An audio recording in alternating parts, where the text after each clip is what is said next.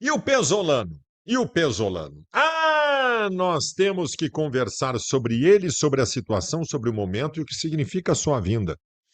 A primeira coisa que eu quero dizer para vocês é que eu gosto da ideia. Mas o quê? Baldaço, logo tu que tem xenofobia, tu que não gosta de treinador estrangeiro e tal. Nunca, isso nunca foi verdade. Isso nunca foi verdade. Nós temos que. Nós vivemos uma realidade no futebol brasileiro nos últimos anos, desde Jorge Jesus, que é uma realidade perigosa. Por conta do Jorge Jesus, do Abel Ferreira, se tenta desesperadamente a contratação de treinadores estrangeiros. Cara, tem algumas vezes que no futebol brasileiro é assim: o tal time quer um técnico português. Mas qual tipo de técnico? Não, um português. Não pode. O teu primeiro critério para estabelecer o treinador que tu quer é o critério da nacionalidade dele. E assim, velho, para cada Jorge Jesus e Abel Ferreira, uns 30 não deram certo. Sim, ó, muita cagada em relação a treinador estrangeiro se fez por conta dessa loucura de que agora tem que ser técnico estrangeiro. A minha restrição a técnicos que vêm de fora não é por virem de fora.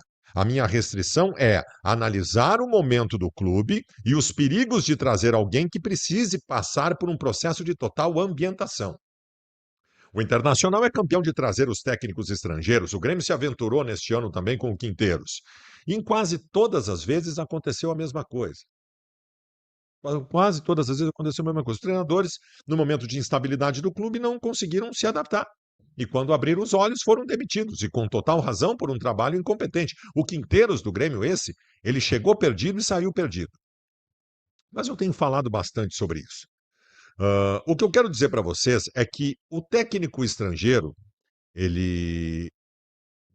Se ele conseguiu transpassar este tipo de dificuldade de adaptação, eu já olho com olhos diferentes. E é o caso do Pesolano.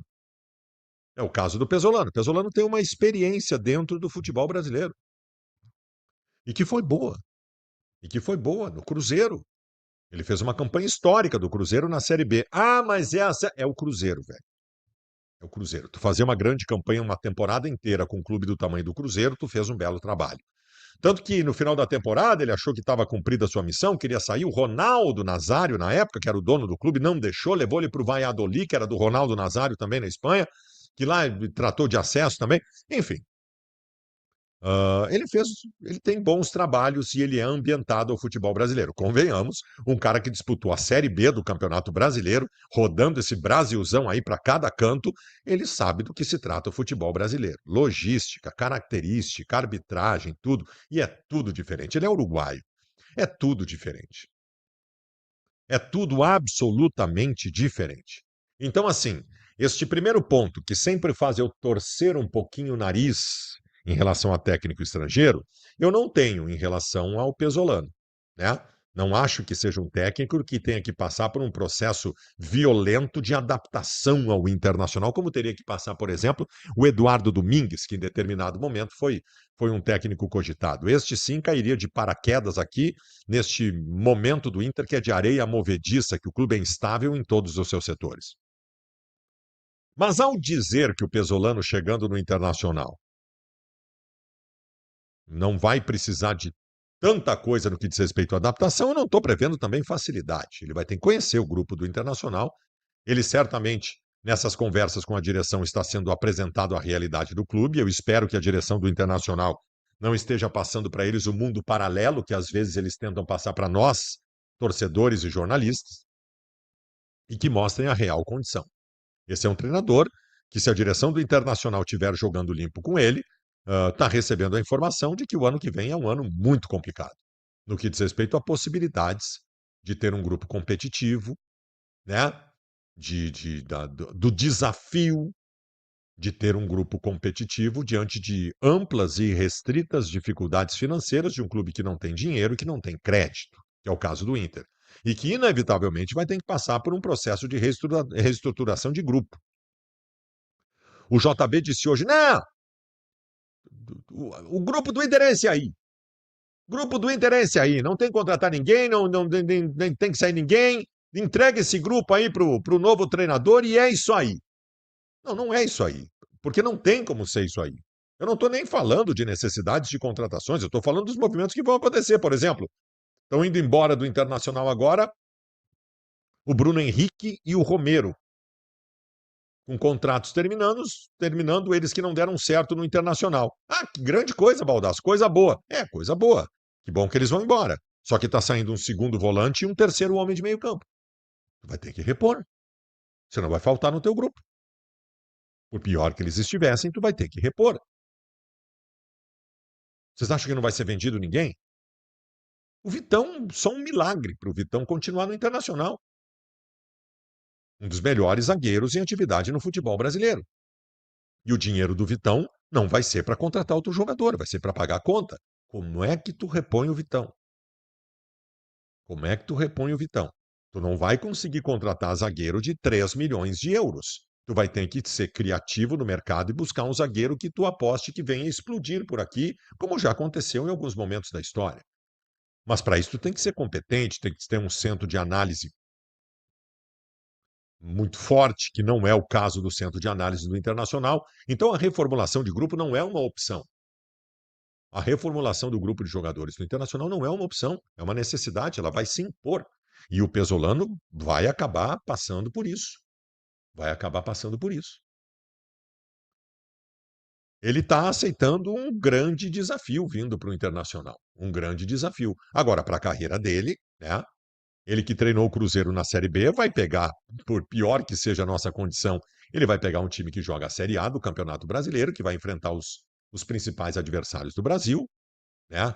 Ele com o Cruzeiro, eu não lembro como é que foi na Copa do Brasil naquele ano, mas ele não teve, sei lá, que possibilidade de pegar os melhores clubes do Brasil, porque o Cruzeiro estava na Série B, no Internacional. Ele vai pegar os melhores clubes do Brasil, ele vai jogar a Copa do Brasil, vai jogar a Série A. Então, para a carreira dele, é um desafio importante. Ele é jovem ainda, se eu não me engano, ele tem 42 anos de idade. Então, é um desafio. Eu repito, eu não desgosto. Claro que eu queria o Tite, claro que não vindo o Tite eu queria o Odair. Claro que eu acho que seriam melhores opções. Mas a verdade é que nenhum deles esteve nem próximo. Vocês sabiam que nenhum contato foi feito com o Odair? Ninguém falou com o Odair. Ninguém da direção do Internacional falou com o Odair. O Odair não foi possibilidade em nenhum momento. E o Tite foi um sonho de verão, né? O Tite, o Internacional alimentou uma possibilidade que talvez nunca tenha existido.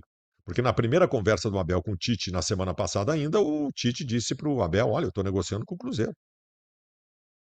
Do tipo, se eu por um acaso não acertar com o Cruzeiro, a gente volta a falar. Foi mais ou menos isso. Então, esses dois treinadores, eles nunca estiveram por vir para o Internacional, nunca teve uma negociação, um Odair nem contato. Então, não vindo estes, que eram os meus preferidos, e acho que da maioria da torcida também, eu acho que o Pesolano pode ser uma boa opção, sim. Muito melhor que o Eduardo Domingues. Este, sim, seria um. Não acho que ele seja mau treinador, mas seria um paraquedista chegando no estádio Beira-Rio e definitivamente não é o momento para isso.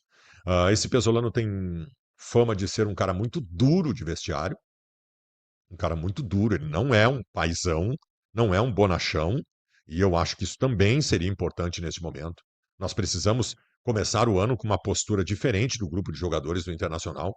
Eu acho que a cobrança tem que ser muito forte, muito forte. Esse grupo se mostrou frouxo e de personalidade fraca durante a temporada. Esse grupo tem que jogar com a corda esticada, com os caras gritando no ouvido de cada um e cobrando, porque senão a coisa não acontece. Então, esse perfil dele também de alguma forma me agrada. Também de alguma forma me agrada. O fato é que o Inter, né, que talvez anuncie a qualquer momento o Pesolano, não tem ainda um departamento de futebol formado. Isso é ruim, inclusive, para o treinador que chega. Quem é o diretor executivo do Inter? Diretor executivo não é um ornamento. Diretor executivo é um cara com experiência de mercado que abre portas para contratar e vender jogadores.